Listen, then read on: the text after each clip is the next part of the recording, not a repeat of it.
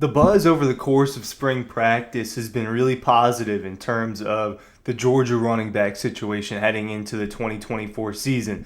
And G-Day happened, and G-Day is not predicated on the run game, right? The glorified spring game that Georgia had, and it's not the only scrimmage that the Dogs conducted over the course of the last few weeks. But you look at the rushing numbers, you watch the game, and it was kind of like, to me, it was a little bit meh, right? There were a handful of explosive runs. There were a few broken runs. But I didn't think that it was spectacular overall. Got to see a little bit of Trevor Etienne. Got to see a good bit of Roderick Robinson. Got to see a little bit of Andrew Paul, now entering the transfer portal. No Cash Jones. He was dealing with a shoulder injury.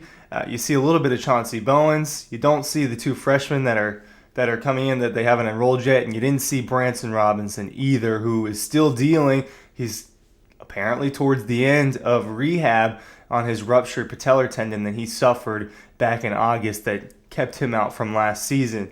There were some promising moments at G-Day, but I didn't think that it was super impressive. And the only, my huge preface with that and kind of the counter to what I'm going to be talking about, and this is also not me saying that Georgia's running back room is going to be a problem in a bad way or that they're not going to succeed.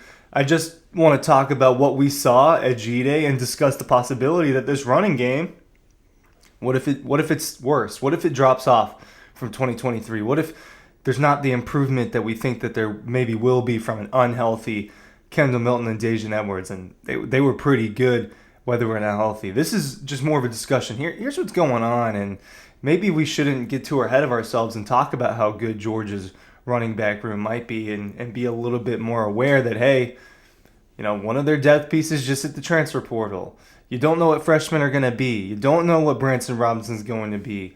Is Trevor Etienne a lead back? He's missing that first game. Is Roderick Robinson a guy that can be a lead horse in a game, right? What if Branson's not ready? What if Trevor Etienne is suspended? What if something happens? Then they're kind of right back into that situation that they were in a year ago. But let's get into it. Ryan Curley from Dawg Post talking about Georgia's running back stats and the numbers and what we saw at G-Day. If you just look at the box score, it's not daunting, right? And especially because Georgia didn't run that much. It's not as good for the black team, right? The second team offense. You get 12 carries for 25 yards. That's not good. And that's including some negative numbers from Gunnar Stockton. So that's not totally accurate, right? Andrew Paul had 2 carries for 17 yards. Chauncey Bowens had 5 carries for 22 yards. And B. Mathis, not a guy that's going to be out there a lot. He's playing some defensive back as well. 1 carry for 2 yards. So not a lot of production, right? There wasn't an established running game, and that's kind of my point here. For the people who are only reading the headline and only seeing that, should we be concerned about the Georgia running back room? It is a question, it's not a statement. We're talking about it. There wasn't this game plan to run. And the offensive game plan in general at a spring game, very, very vanilla, right? They're running a set handful of plays that they want to do. It's not super complicated. They're not doing a lot of checks. They're not doing a lot of complicated goal line stuff. They don't want to put a ton on tape. And I understand it. Here's an example. There was a slot fade route that they ran over and over. Same kind of play concept, right? They ran a formation that had guys bunched up a lot. They ran a formation that had guys spread out a lot, and they were running the same kind of few plays, and that helps the defense out a little bit, knowing that it's a shell of a playbook. Maybe it was obvious in running downs, but then you look at the first team offense. So the red team offense is going against the first team defense, and they end up with 19 carries for 78 yards. Carson Beck 2 carries for 3 yards. Trevor Etienne, 4 carries for 24 yards. 18 yards is his long. Just remember those in a second. Roderick Robinson, 11 for 24, 6 being his long. Andrew Paul, 2 for 27, 25 being his long. What are the things to note about that? It wasn't the yards per carry, to me, is worse than what it actually was. There was a couple of explosive runs. You get that Andrew Paul 25-yard run. You get that Trevor Etienne 18-yard run. You get the Andrew Paul 16-yard run on the other side. Outside of that, it was all at the line of scrimmage, and I just didn't think that the Georgia running backs looked that great outside of a couple plays. I was watching. Look, I don't watch other people's stuff very much, right? When it comes to Georgia, to specifically Georgia football, just because this is my job, this is my life. I caught a clip the other day or a couple days ago of someone talking about the Georgia running back room and talking about how, man, those flashes of ETN and those flashes of Roger Goodell. Yes, there were flashes and it looks really good, and if this is gonna work, which I think it's going to work, then yes. I mean, you get a really good tandem in ETN and Roger Robinson. You mix in Branson Robinson. I think that they're fine at running back.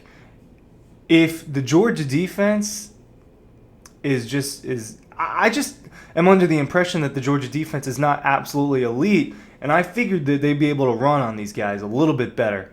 But that defense was fast, going side to side, and that contributes to, well, why didn't Georgia run the ball that well?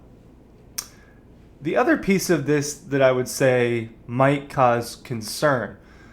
What's the other thing about the spring that we don't see, that we don't really hear about? Well, they scrimmage. There's two other scrimmages, and they're very similar to G-Day. It's just not this big production.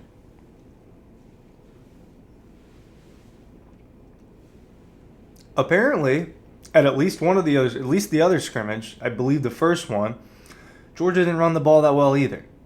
All right, Kirby.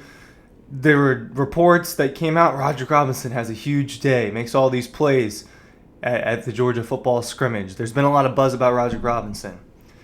And then Kirby comes out and maybe, I don't know if Kirby's just making this up, right? There's really no way to actually find that out. But Kirby comes out and says, hey, look, Roderick left a lot of yards out there. There wasn't a single explosive run the entire scrimmage from anybody. So he was disappointed with the run game. And he said that he didn't seem very happy about it. So the run game against Georgia, again, maybe Georgia's defense and Georgia's run defense is going to be really good. But apparently over the course of this entire spring, the run game has struggled, and that they haven't been hitting explosive runs in these scrimmages. And maybe G-Day is kind of the first time that happened, because you see that ETN, the one that he gets to the sideline, he makes a move and gets those extra yards.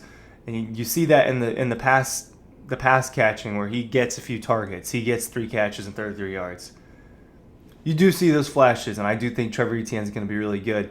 But it's interesting to me that they have, quote-unquote, just not, struggled a little bit, not hitting a lot of explosive runs, not doing that, especially since I think there's some young pieces to this defense.